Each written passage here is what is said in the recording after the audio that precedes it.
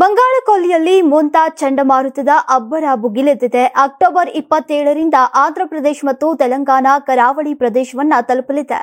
ಗಂಟೆಗೆ 6 ಕಿಲೋಮೀಟರ್ ವೇಗದಲ್ಲಿ ಪಶ್ಚಿಮ ವಾಯುವ್ಯ ದಿಕ್ಕಿನಲ್ಲಿ ಚಲಿಸುತ್ತಾ ಇರುವಂತಹ ಈ ಚಂಡಮಾರುತ ಇಂದು ಮತ್ತು ನಾಳೆ ತೀವ್ರ ಚಂಡಮಾರುತವಾಗಿ ಬಲಗೊಳ್ಳುವ ಸಾಧ್ಯತೆ ಇದೆ ಅಂತ ಕೇಂದ್ರ ಹವಾಮಾನ ಇಲಾಖೆ ಎಚ್ಚರಿಸಿದೆ.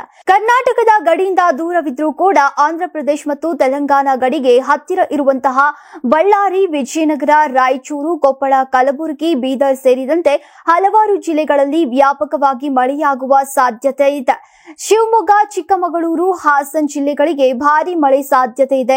ಬೆಂಗಳೂರು ನಗರ, ಬೆಂಗಳೂರು ಗ್ರಾಮಾಂತರ, ಚಾಮರಾಜನಗರ, ಚಿಕ್ಕಬಳ್ಳಾಪುರ, ಚಿತ್ರದುರ್ಗ, ದಾವಣಗೆರೆ, ಕೊಡಗು, ಕೋಲಾರ, ಮಂಡ್ಯ, ಮೈಸೂರು, ರಾಮನಗರ, ತುಮಕೂರು, ವಿಜಯನಗರ ಹಗುರು ಅಥವಾ ಮಧ್ಯಮ ಮಳೆಯಾಗುವ ಸಾಧ್ಯತೆ ಇದೆ. ಹವಾಮಾನ ತಜ್ಞರ ಪ್ರಕಾರ ಅಕ್ಟೋಬರ್ 28, 29ರವರೆಗೆ ಚಂಡಮಾರುತದ ಎಫೆಕ್ಟ್ ಮುಂದುವರಿಬಹುದು.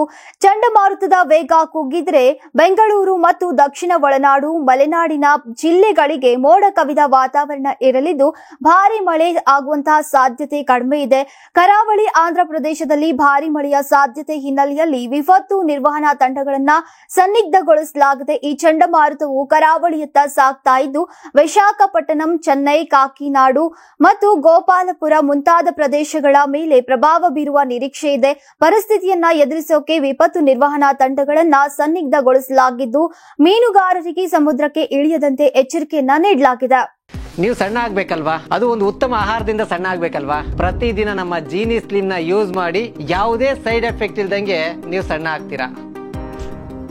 ನಿಮಗೆ ಮಾಧ್ಯಮದಲ್ಲಿ ಕೆಲಸ ಮಾಡುವ ಆಸಕ್ತಿ ಇದೆಯಾ? ಹಾಗಾದ್ರೆ ಕರ್ನಾಟಕ ಟಿವಿ ಡಿಜಿಟಲ್ ಮೀಡಿಯಾದಲ್ಲಿದೆ ನಿಮಗೆ ಒಳ್ಳೆಯ ಅವಕಾಶ.